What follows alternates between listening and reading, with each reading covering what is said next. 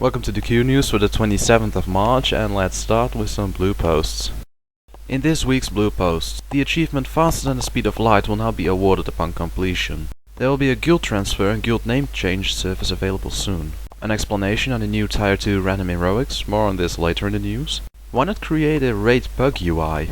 Blizzard's help on solving latency problems. And how safe is an authenticator? You can pause the video to read all the notes in detail or go to mmochampion.com. There's a lot of new information about the new patch. I think with this high amount of info that the patch will launch in 2 weeks, maybe 3 if they're having some technical problems. The dungeon maps have been added for the Burning Crusade dungeons. And there's a new map for Barad Hold. It seems like they're going to make Barad Hold an exact copy of the Vault of Archavon. This content will launch in 4.2, not 4.1. Then we also have some standard class, achievement and mechanic changes. You can pause the video to take a look at them or go to mmochampion.com. More interesting are the guild challenges. In patch 4.1 we'll see a new mechanic in the game. For completing several challenges we get guild experience, which will even be awarded when we're already capped for the day.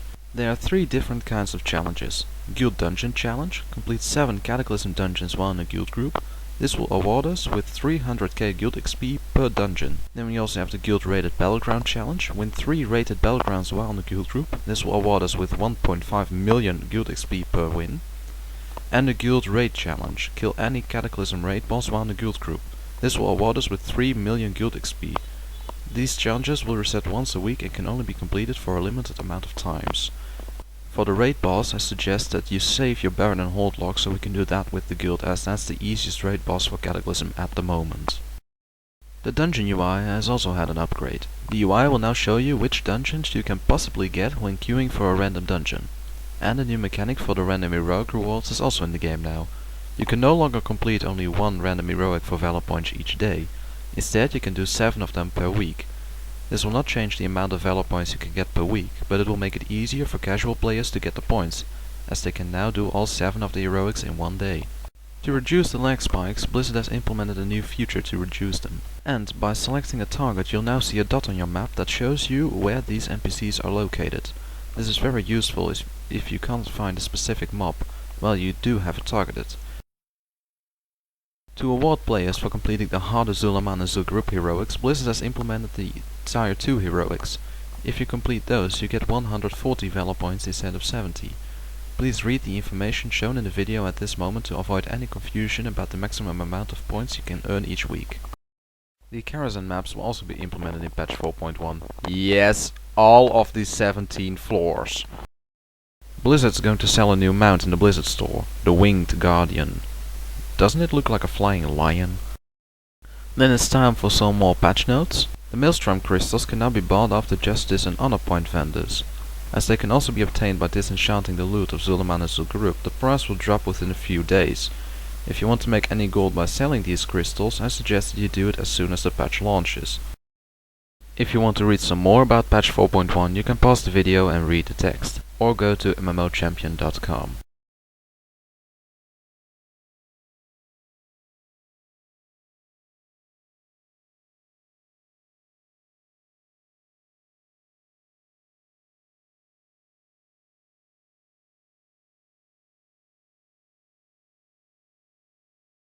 And here's the last set of patch notes for patch 4.1.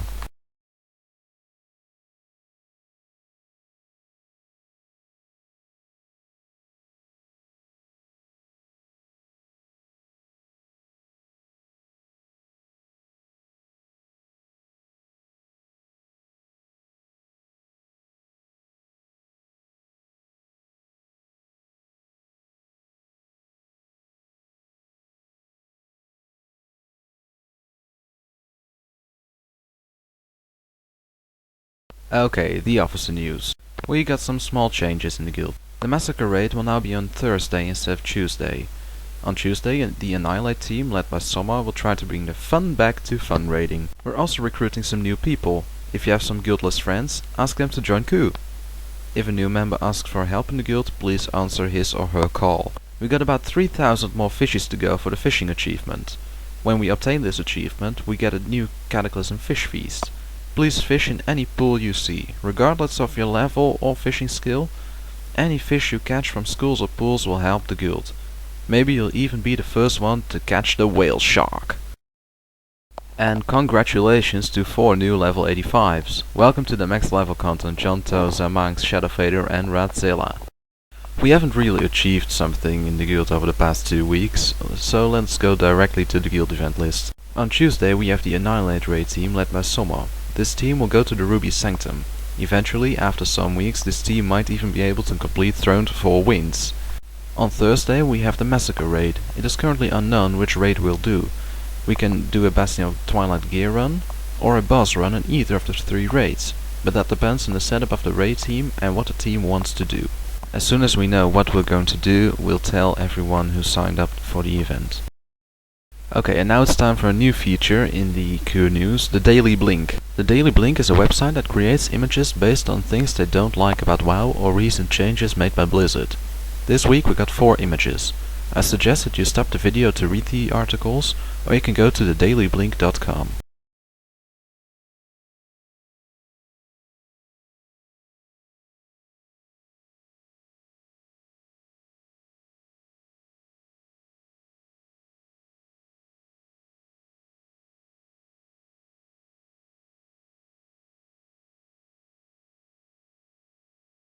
Well, that was this week's KOO news. Thanks for watching everyone, and I hope to see you all next week. Bye!